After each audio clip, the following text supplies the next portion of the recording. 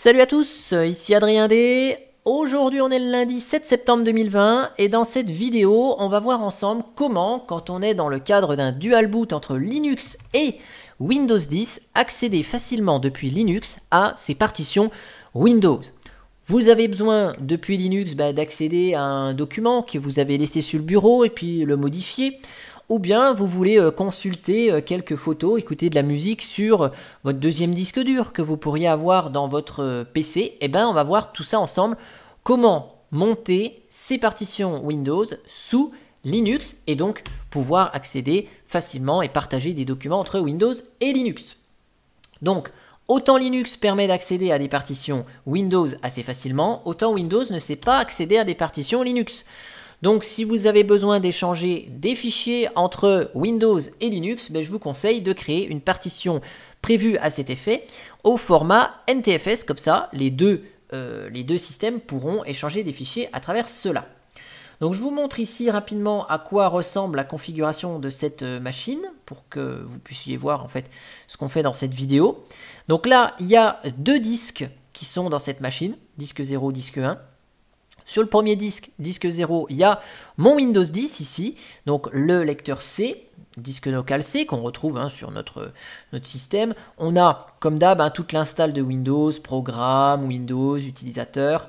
Et puis dedans, on retrouve les documents qu'on peut stocker dans notre dossier personnel. En musique par exemple, j'ai mis un petit morceau de musique pour tester tout ça depuis Linux.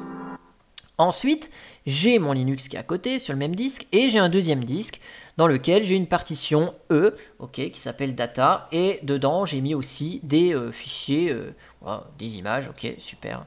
On a des photos, génial.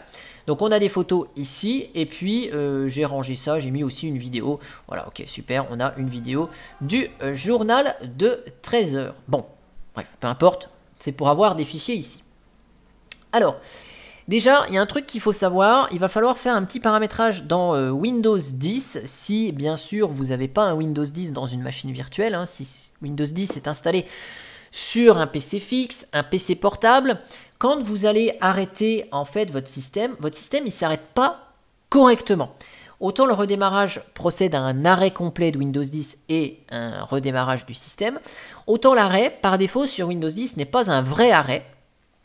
C'est une sorte de veille prolongée qui, en fait, va permettre que quand vous arrêtez votre système Windows 10 avec ici l'arrêt, il se met dans une veille prolongée et quand vous rallumez, vous rappuyez sur le bouton de votre ordinateur, le système il redémarre beaucoup plus vite. Oui, parce qu'il sort de sa veille prolongée. Donc ça, c'est pratique quand on est sous Windows. Problème, c'est que vu que c'est une veille prolongée, notre partition C ne sera pas possible à monter sur notre système Linux. Quand on va essayer d'y accéder, Linux va nous dire, le gestionnaire de fichiers de Linux va dire je ne peux pas monter cette partition en lecture-écriture, accès en lecture seule uniquement, et donc vous pouvez consulter des fichiers dessus, mais vous ne pouvez pas modifier des fichiers qui sont dessus, les renommer ou autre, parce que la partition est verrouillée en écriture par Windows 10. Donc, si vous voulez arrêter votre système proprement, il va falloir désactiver ce démarrage rapide de Windows 10. Et donc là, je vous montre ici sur l'ordinateur du travail. Je m'y suis connecté à distance ici. Et donc, on se rend dans Système. Puis là, on va aller dans Alimentation et mise en veille. Ensuite, on va accéder au bon vieux panneau de configuration de Windows 7 via paramètres d'alimentation supplémentaires. L'option n'est pas disponible dans le nouveau panneau de config de Windows 10. À partir de là, on va sur choisir l'action des boutons d'alimentation. Si ces boutons sont grisés, vous cliquez ici pour modifier les paramètres actuellement non disponibles. Si vous n'êtes pas administrateur, comme moi sur ma machine de boulot, vous mettez le mot de passe d'un compte administrateur et vous décochez la case « Activer le démarrage rapide ». Et comme ça, quand le système Windows va s'arrêter, vous êtes sûr et certain qu'il s'arrête correctement et que le lecteur C ne reste pas verrouillé dans une sorte de veille de Windows 10. Alors bien sûr, votre système Windows 10 sera un petit peu plus lent à démarrer que quand vous le démarriez précédemment. Cependant, au moins vous êtes sûr que quand il s'arrête, il est réellement arrêté correctement et que ça fait pas un certain temps qu'il n'a pas été redémarré et au bout d'un moment ça déconne un petit peu. Et donc cette option elle est décochée systématiquement sur tous les PC du boulot, parce que quand les secrétaires arrêtent le PC le soir et qu'elle le rallume le lendemain matin, en fait on voit bien que au bout de 2 semaines, le gestionnaire des tâches affiche 15 jours d'activité. Et donc il y a certains programmes qui commencent à déconner quand le PC n'est pas arrêté correctement depuis un petit moment. Donc une fois que ça c'est fait, eh bien on démarre sur notre système Linux et on va aller modifier notre bon vieux fichier fstab. Alors bien sûr, je démarre le système Fedora ici, l'environnement de bureau c'est GNOME, mais vu qu'on va toucher au fichier fstab, c'est un fichier standard de Linux qu'on retrouve sur plein de distributions Linux, ça n'impacte pas sur l'environnement de bureau, donc ça, il n'y a pas de problème. Nous voilà donc sur le bureau, et donc je vous lance le gestionnaire de fichiers. Donc pour être quand même propre sur notre système Linux, ce qu'on va faire, nos partitions, là, notre C et notre E, donc notre partition C de Windows, notre partition de données, on va les monter dans un dossier C, un dossier que je vais créer qui va s'appeler C, et un autre dossier qui va s'appeler E, comme ça le C sera monté sur C, E sera monté sur E, ce sera plus simple. Et on va créer tout ça dans /media. Si vous n'avez pas vu la vidéo qui était consacrée à l'arborescence des systèmes de fichiers, /media c'est l'endroit le plus adapté pour monter ça de manière permanente. Donc notre C, on va le monter dans Media C, et notre partition de données data, on va le monter dans Media E. Donc, qui dit montage, dit modification du fichier fstab. Donc, j'ouvre ici un terminal, et avant de modifier ce fichier qui est quand même critique, on va en faire une copie. Donc, on copie avec la commande cp/etc fstab, et on va l'appeler fstab.sauve par exemple. Sauve, voilà, ok, très bien. Comme ça, si jamais on fait une bêtise, on pourra recopier ce fichier fstab.sauve depuis un live CD dans fstab, on sera tranquille. Ensuite, dans le fichier fstab, on a 3 possibilités pour identifier une partition. On a son emplacement, ici, devsda3, devsdb2. On a son label, dans le cas où la partition a un label, ici c'est data, ici on n'a pas de label. Troisième possibilité, c'est d'utiliser le UUID, l'identifiant unique. Donc pour des raisons de simplicité, on va utiliser le UUID, puisque lui, il ne change que dans un seul cas, quand la partition est reformatée. Donc on est sûr de ne pas être embêté. Si vous faites de la bidouille dans votre PC et que vous enlevez le deuxième disque, vous le mettez dans l'emplacement SATA numéro 2, eh ben, il sera identifié comme devsdc. Et donc ça peut changer et poser des soucis. Et le label, si on change le label depuis Windows, voilà, ça ne fonctionne plus ici. Et puis là, cette partition n'a pas de label, donc on va utiliser le UUID. Pour trouver le UUID, c'est facile, lsblk-f. Et là, on a à notre disposition, donc notre partition SDA3, on a le UUID. Notre partition devsdb2, on a le UUID, donc on a tout ce qu'il faut. Ce qu'on va faire ici, je vais copier ça. Je vais mettre ça dans un fichier texte, comme ça, on va avoir tout ça à notre dispo. OK. Et donc, toujours premier plan, voilà, on va pouvoir éditer notre fichier fstab avec sudo nano etc fstab. Si vous n'aimez pas la ligne de commande, vous pouvez faire un sudo gedit et puis votre fichier. C'est pas très bien, vaut mieux le faire en ligne de commande, comme ça on évite un copier-coller ou un glisser-déposer de souris, un truc de ce style-là. Oups, là on a tout mis en vrac, le fichier.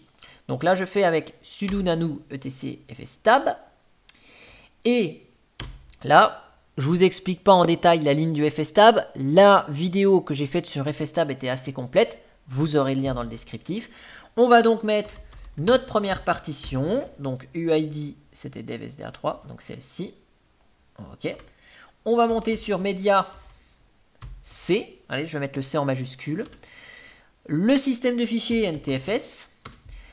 Et les options, on va mettre Defaults. De toute façon, ça ne sert à rien de mettre trop d'options, puisque dans tous les cas, Linux ne sait pas gérer les permissions habituelles qu'on a sous Linux sur un système de fichiers NTFS qui est propre à Windows. Donc là, je mets 0, 0. Pas besoin de vérifier le système de fichiers quand le système démarre à un instant donné, puisque si on a besoin de réparer le système de fichiers, autant le faire depuis Windows. Pas besoin que ce soit fait automatiquement depuis Linux. Je mets ma partition de données, donc data ici, avec son UID. Je mets media E, NTFS, defaults, 0, 0, de la même manière. Et on enregistre, CTRL-O, validé, CTRL-X. Une fois que c'est fait, on va créer, avec la commande mkdir et sudo devant, notre dossier media C et media E. Et pour vérifier qu'on ne va pas avoir de problème au redémarrage, vous faites un petit sudo mount-a.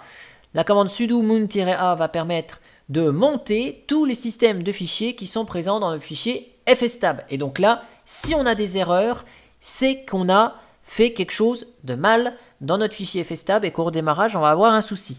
Ici, on a monté tous nos systèmes, on n'a pas eu d'erreur, donc ça veut dire que ça s'est bien passé.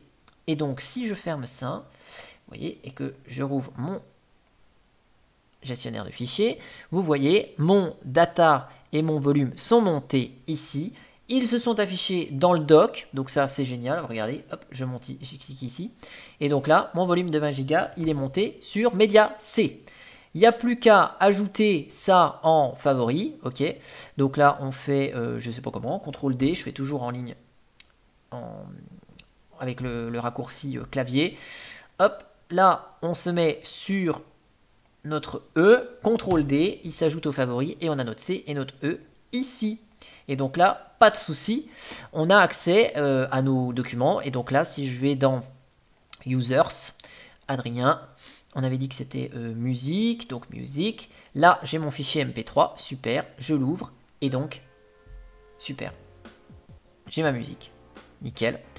Et donc pareil, si je vais dans mon E, là, on a la possibilité d'aller voir les photos. Ouais, super, c'est cool. Donc si je suis pas content d'une photo, je peux la supprimer. Ouais, super. Et donc là, ça se supprime sans aucun souci. On a bien le droit de lire, d'écrire. Pareil pour la vidéo. Ici, j'essaie de l'ouvrir. Là, il manque le codec parce que j'ai pas installé complètement Fedora ici. Je l'ai fait vite fait. Mais on a accès à notre vidéo de la même manière. Voilà. Donc comment permettre sur votre système de faire ça tout seul, sans prise de tête. Vous allez voir, ça va redémarrer le système. Et vous allez voir que nos partitions, elles vont se monter automatiquement et que le démarrage ne va pas être interrompu par un éventuel souci. Donc là, ok. Là, je me connecte ici. Boum. Et donc là, cette fois-ci, si je vais dans Fichier, là d'ailleurs dans le doc, on a les raccourcis vers notre C et notre E. C'est parfait. C'est monté automatiquement et c'est ça qui est cool ici.